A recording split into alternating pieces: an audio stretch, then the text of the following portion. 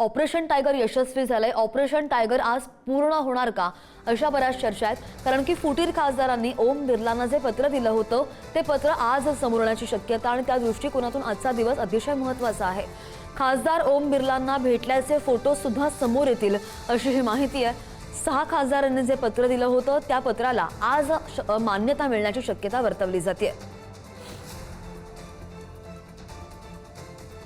या संदर्भात आणखी जाणून घेणार आमचे प्रतिनिधी शिवाजी काळे आपल्या सोबत आहेत। शिवाजी, गेल्या काही दिवसांमध्ये घडलेल्या वेगाने घडलेल्या घडामोडी पाहता आज नेमकं काय होऊ शकतं?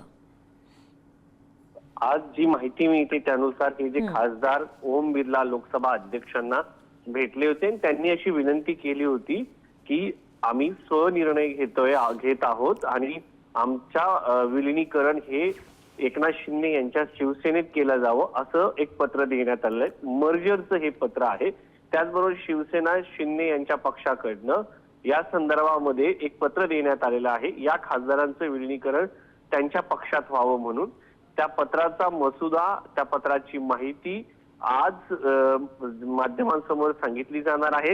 या सर्व खासदारांचे फोटो देखील माध्यमांसमोर येणार आहे आणि त्यामुळं ऑपरेशन टायगर एक प्रकारे एकनाथ शिंदे यांनी यशस्वी करून दाखवलं, श्रीकांत शिंदे यांनी यशस्वी करून दाखवलं। सगळ्यात महत्त्वाचं म्हणजे राजधानी दिल्लीमध्ये या सर्व ऑपरेशनची जबाबदारी एक श्रीकांत शिंदे यांच्या सोबत अभिषेक वर्मा म्हणून राष्ट्रीय समन्वयक आहे शिवसेनेचे, त्यांनी निभावली। या सर्व खासदारांना उत्तर भारतामध्ये वेगवेगळ्या ठिकाणी पाठवणं श्रीकांत शिंदे यांच्या नेतृत्वामध्ये त्यांनी ही जबाबदारी निभावलेली आहे। दुसरं म्हणजे आज हे सर्व खासदार जे फुटीर झालेले आहेत ते त्यांच्या मतदारसंघात जातील, त्यांच्या मोठ्या जय्यत स्वागताची तयारी केली आहे। त्याच वेळेस ते माध्यमांशी संवाद साधणार आहेत।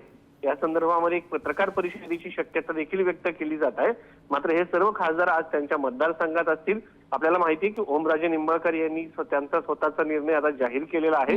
बाकी जे 5 खासदार आहेत, संजय दिना पाटील हे मुंबईत आहेत, संजय देशमुख हे यवतमाळ वाशिम या त्यांच्या मतदारसंघामध्ये पोहोचतील।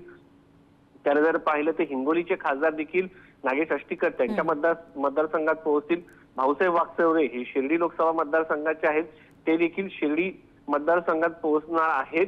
त्यानंतर परभणीचे खासदार बंडू जाधव म्हणजे संजय जाधव हे देखील त्यांच्या मतदारसंघात पोहोचतील आणि ते संवाद साधतील।